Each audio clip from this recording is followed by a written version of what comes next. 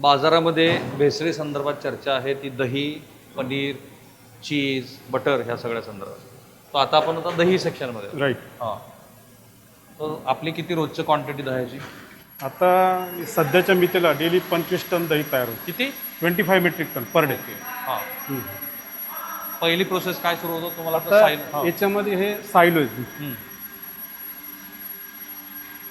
हा सायलोज आहे. आरसीएम सायलो. याच्यामध्ये जे दूध RMRD लॅबमध्ये अप्रूव्ह झालेलं दूध नंतर लाईन थ्रू अनलोडिंग केलं जातं.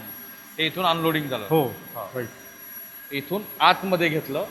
बरोबर. बरोबर. आतमध्ये घेतल्यानंतर ते स्टोरेज केले जातं. हां. तर त्याच्यानंतर बॅच प्रिपरेशन केलं जातं. साधारण त्याचे जे आपले नॉर्म्स आहेत साधारण 13.5 TS आम्ही मेंटेन करतो. याच्यामध्ये 2.5 13 TS म्हणजे फॅट साधारण 2.5 प्लस आणि SNF 10.8 to 11. Okay. He batch तयार झाल्यानंतर आपण बॅच तयार व्हायचं म्हणजे याची प्रोसेस करायची आपल्याला, फर्मेंटेशनची प्रोसेस. नाही पाश्चुरायझेशन करतो. पाश्चरायझेशन. ओके. नंतर आपण ती बॅच पाश्चुराईज करतो. ती कुठे करतो ते पाश्चरायझेशन? साधारण हा पाश्चुरायझर आहे. हा पाश्चरायझर. याच्यामध्ये दहीच्या प्रोसेसमध्ये 91 to 92 degree for 11 minute holding केलं जातं. ओके. या सगळ्या पाईप्स.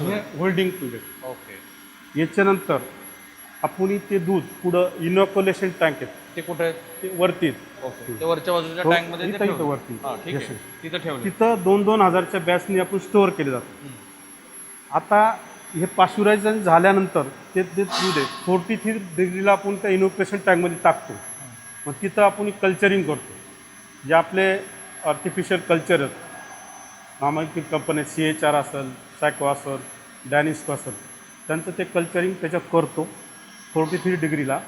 नंतर ते राहिलेलं ते पॅकिंगला जातं पुढं. ओके. या टँकमध्ये काय होतं मला? नाही, हे अनदर टँक आहे, ते लस्सी किंवा हे स्टोरेज टँक आहे, बटरमिल्क स्टोरेज टँक. थोडक्यात इनपुट घेतलं, त्याचं पाश्चरायझेशन इथे झालं, वरच्या बाजूला तुमचे टँक आहे, इनॉक्युलेशन टँक आहे. ते दिसतात का आता? हो, यस. हे टँक पण बघूया आणि मग प्रत्यक्षात फायनल त्याची दह्याची जी पॅकिंग आहे तेही तुम्हाला बघता येईल. तर दही बनण्याची प्रक्रिया आपल्या घरात जशी असते त्याच्यापेक्षा ही वेगळी आहे. आता हे कुठं टँक आहे? ते वरती टँक आहे. त्या 2-2 हजाराच्या टँक आहे, त्याच्यामध्ये स्टोअर केलं जातं. हे आता दही तयार झालेलं नाही, इंटरमिडिएट प्रोसेस आहे. त्याच्यानंतर कल्चरिंग केलं जातं. ते कल्चरिंग केलेलं लिक्विड ते पॅकिंग केलं जातं. आता हे पॅकिंग चालू आहे. ओके. आता हे इथे आलं कुठं? Line through. ही लाईन हो, इथे. राईट. वरून त्या लाईन आहेत ना वरतून. पॅकिंगची पहिली प्रोसेस कुठं सुरू होते? पॅकिंगची पहिली प्रोसेस कुठं? पॅकिंग इथं. आता हे पॅकिंग चालू आहे. 200 ग्रॅम. हे ॲटोमाइज पॅकिंग आहे. हो, ऑटोमॅटिक. जे दही आहे ते ॲटोमॅटिकली पॅक होतं या मशीनमधून आणि ते खाली येतं. आता याच्यामध्ये पण वजनामध्ये व्हेरिएशन. आता आपण इथे टॉलरन्स लिमिट ठेवलेले आहे प्लस जे काय 5 ग्रॅमचं त्याप्रमाणे तिथं वजन काटा आहे. प्रत्येक जो ऑपरेटर चेक करतात वजन पाऊच ठेव पाऊच. तो इथे ते वजन होतं. इथं व्हेरीफाय करतात 205.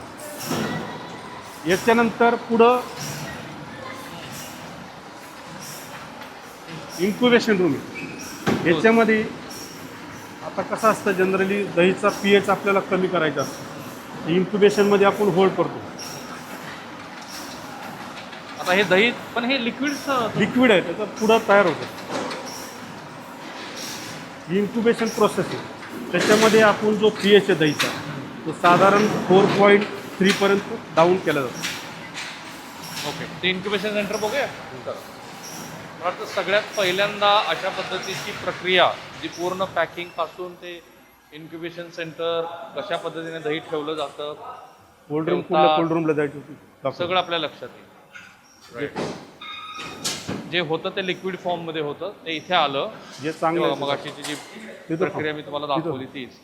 आणि आता प्रत्यक्षात इन्क्युबेशन. हे इन्क्युबेशन रूम.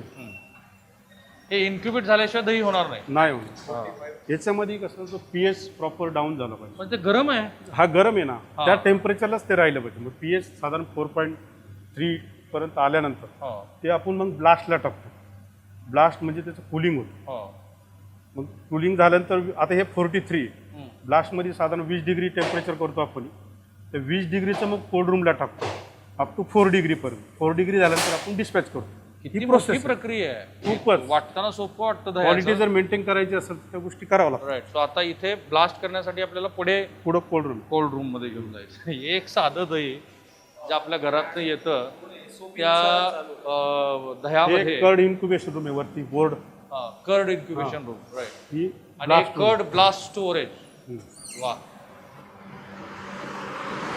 इथे मात्र टेम्परेचर डाऊन झालं. हे दही. इथे टेम्परेचर कमी आहे. हा, हे 43 to 42 ला आपण 20 ला करतो आपण इथं. पण कडचं जे 43 होतं त्याला कमी करत हा आणलं. 20 डिग्री. आता इथं दही लागलेलं. आता इथे बघा दही तयार झालं. हे दिसलं? दही तयार होण्याची प्रक्रिया इथे सुरू झाली. आणि प्रत्यक्षात तयार झालेलं दही आता हे अजून कुलिंग होत आहे. हे आत्ता ठेवलं. हा हे कुलिंग होत आहे. आता याच्यानंतर पीएच आला. कोल्ड रूमला शिफ्ट केलं जातं. राईट. आता ही 4 डिग्री. ती किती डिग्री सेल्सिअस ते आहे? 4 डिग्री बोला. हा. हे कोल्ड रूम पण बघा आता. एक दही तयार करण्याची प्रक्रिया ही साधारणपणे इतकी मोठी आहे की ज्या प्रक्रियेतनं मग आता हे कोल्ड रूम आहे. त्या कोल्ड रूममध्ये किती डिग्रीला ठेवायचं ते? हे आता अप टू 4 डिग्रीपर्यंत मेंटेन केलं जातं.